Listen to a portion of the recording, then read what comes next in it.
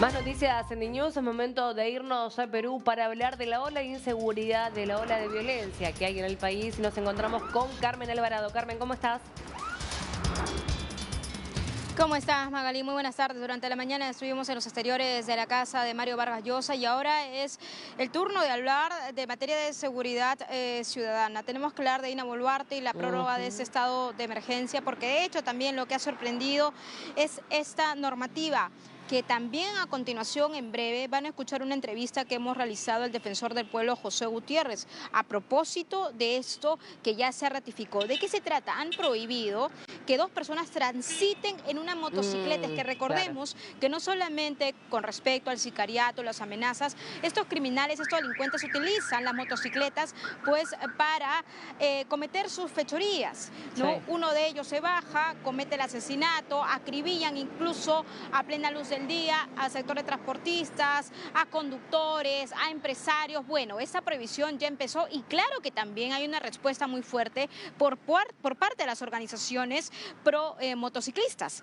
y ellos mismos están en estos momentos organizando, tratando de exponer primero su preocupación, primero también que son parte, digamos, del libre tránsito, ¿no?, de acuerdo a la Constitución, pero en el contexto que nos encontramos por el tema de la criminalidad, por el tema de la delincuencia, es evidente que ya se está tomando medidas pues desesperadas o para algunas medidas oportunas. Bueno, esta ola de criminalidad se sigue aumentando, Magalí, y bien también debemos decir que en el estado de emergencia que se está viviendo en estos momentos hay más asesinatos. Durante el último fin de semana ha habido otros más, incluso en Miraflores. Es decir, se van acumulando más muertes, nos vamos ensangrentando los limeños, los peruanos, y a continuación voy a presentar precisamente la nota del defensor del pueblo. Veámoslo.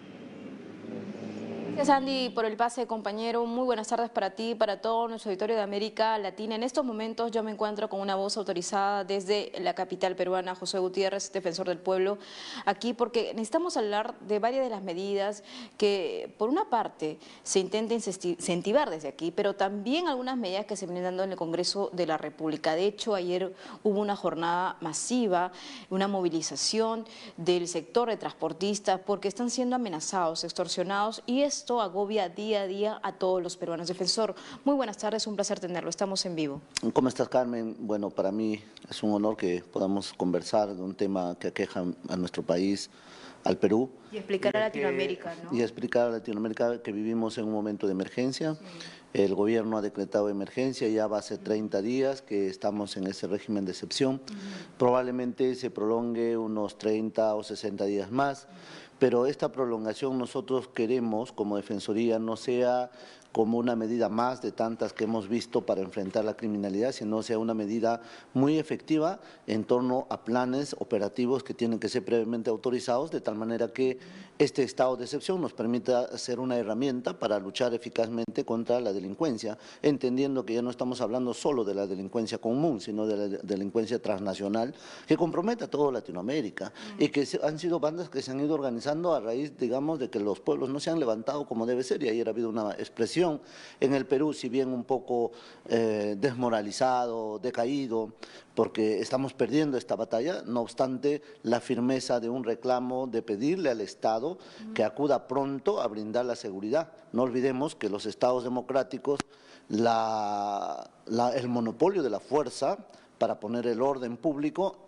corresponde al Estado, ¿no? Ahora, defensor, teniendo en cuenta esa introducción y su perspectiva sobre lo que viene ocurriendo, ayer en el Congreso de la República se aprobó, tenemos que decirlo, ¿no?, desde la Comisión de Defensa, porque es un dictamen de la Comisión de Defensa, sobre la posibilidad de que los serenos puedan precisamente utilizar estas pistolas, ¿no?, eléctricas para poder defenderse. ¿Usted qué opina al respecto? Porque hay ya cuestionamientos de que podría generar lesiones en las otras personas, teniendo en cuenta además que los serenos, es decir, los que apoyan a la Policía Nacional del Perú en jurisdicciones aquí de los 43 distritos, solamente tienen un requisito, o sea, cumplir secundaria completa. ¿Estarían ellos en la posibilidad, porque sabe que hay una capacitación de por medio, pero realmente esto es beneficioso, o qué piensa la Defensoría del Pueblo? Nosotros cuidamos mucho la ponderación de derechos. Y el derecho a la vida, a la integridad, a la salud es muy importante, su determinación, y el Estado tiene que brindar eso.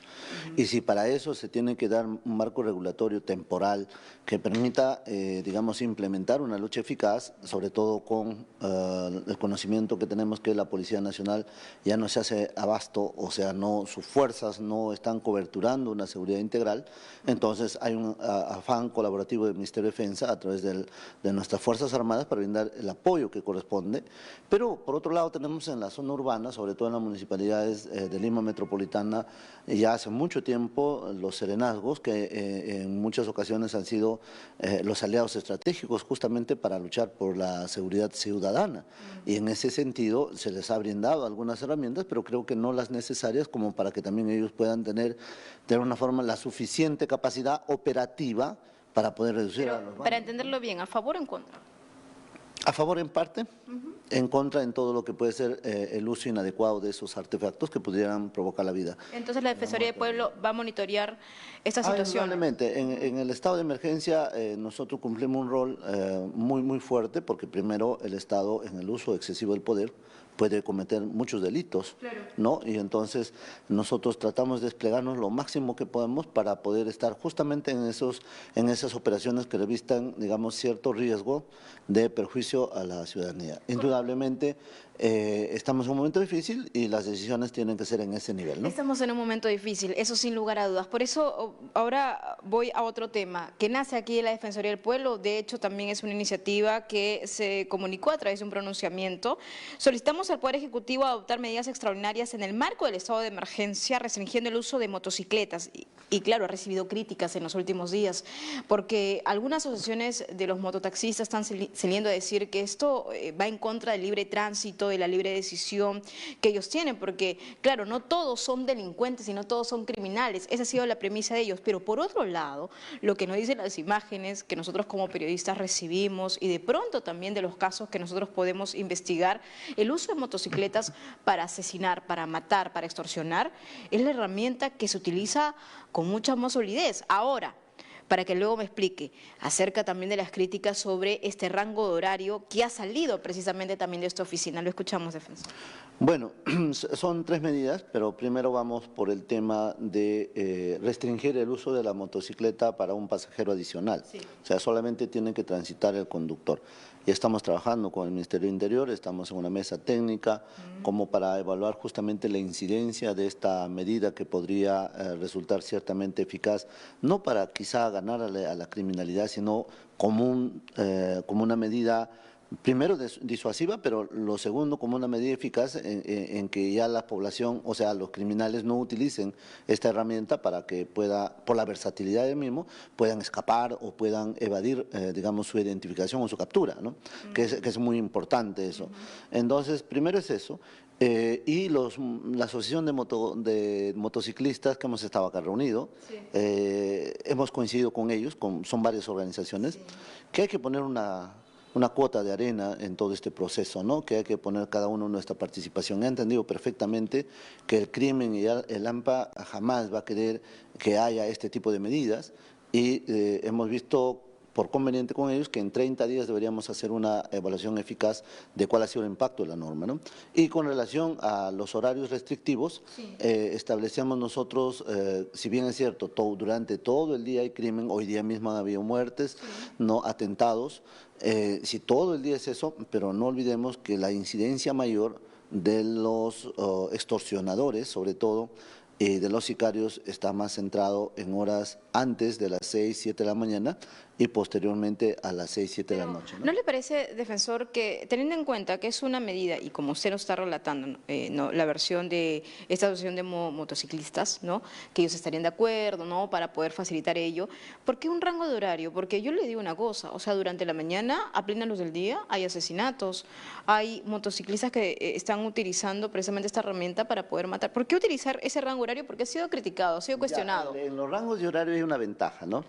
Que no es que sea un tema que ya nadie puede andar, no.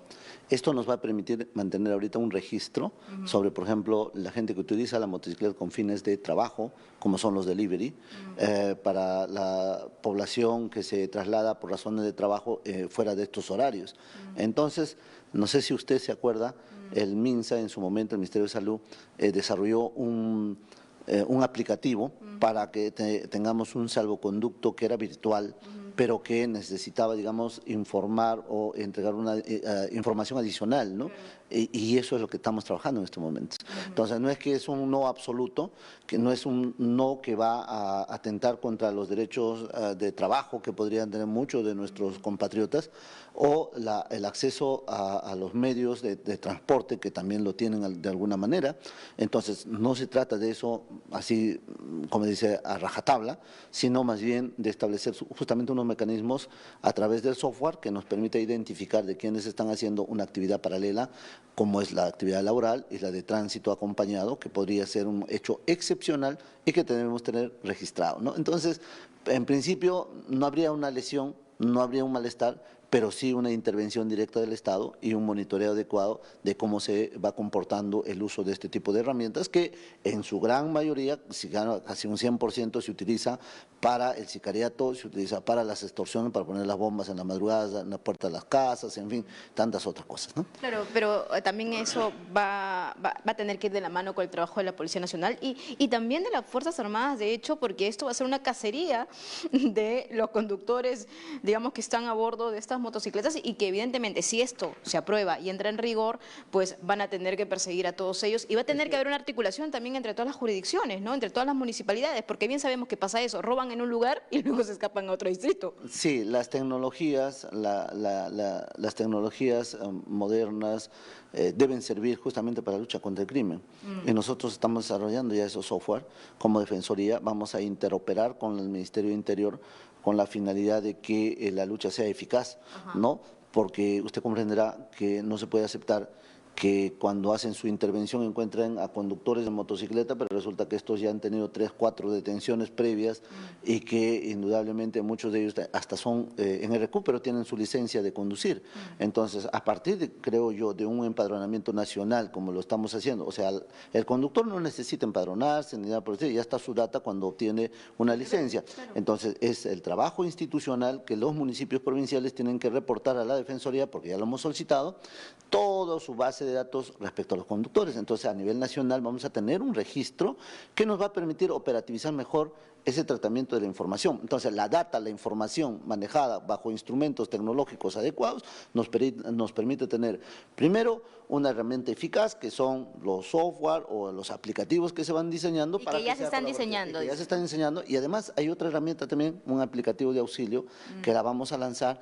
Es decir, yo creo que son 3 a 4 semanas que ya debemos estar poniendo en marcha todo esto, pero estamos en un trabajo muy serio, muy comprometido, creo que todos vamos a poner la mano. Y finalmente, ¿no?, un mensaje muy profundo, no solamente para Perú, sino para toda Latinoamérica. Debemos devolver la confianza a nuestras policías. Yo sé que en los últimos años ha habido un deterioro de la relación sociedad-Estado, había un deterioro de la relación entre la Policía Nacional y la comunidad, pero hay que recuperar, porque justamente la inteligencia comunitaria, la inteligencia vecinal, se nutre de la información primaria que desde las organizaciones sociales, que desde la población se van transmitiendo para que la lucha sea eficaz, ¿no? Claro, y solamente déjame terminar con una reflexión.